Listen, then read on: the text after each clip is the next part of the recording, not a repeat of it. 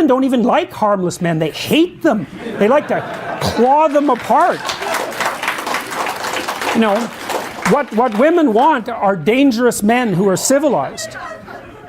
And they want to help civilize them. Right? That's Beauty and the Beast.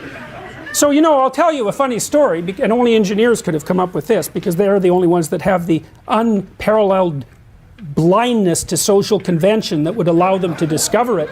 So the Google engineers, I like engineers, by the way, because they're very straightforward. The Google engineers wrote a book a while back called A Billion Wicked Thoughts, which was a study of internet searches, billions of them, literally. And they were looking a lot at pornography use. And, well, there's lots known about male pornography use, partly, and it's easy to understand. I mean, males are, you know, pretty visually oriented, and what attracts them to pornography is fairly straightforward. You can tell that if you look at graffiti in a men's washroom. You know, it's like 2 circles and a triangle, and the men are absolutely transfixed by it.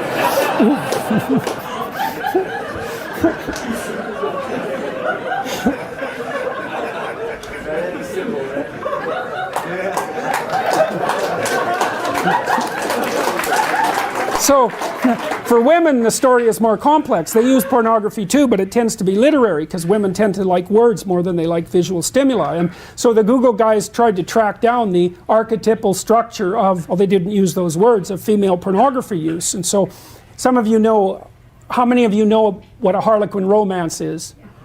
Okay, good. So those are archetypal stories, right? That's the taming of the wild man, essentially, by the desirable and virginal woman. And if you think women don't want that, then you better bloody well come up with an explanation for 50 Shades of Grey, right? Which is the most rapid-selling novel in human history, and emerged at exactly the same time that all of this noise about the absence of gender roles is being produced, you know, en masse. It's like perfect female fantasy. It's exactly archetypally correct. It's Beauty and the Beast. So what the Google guys showed was the structure of Beauty and the Beast, although they didn't use that as a referent, that the female pornographic fantasy was wild guy, you know, somewhat careless about the wants and desires of others, attractive to everyone, therefore high status, tamed by the magic of a single woman and brought into a relationship with her.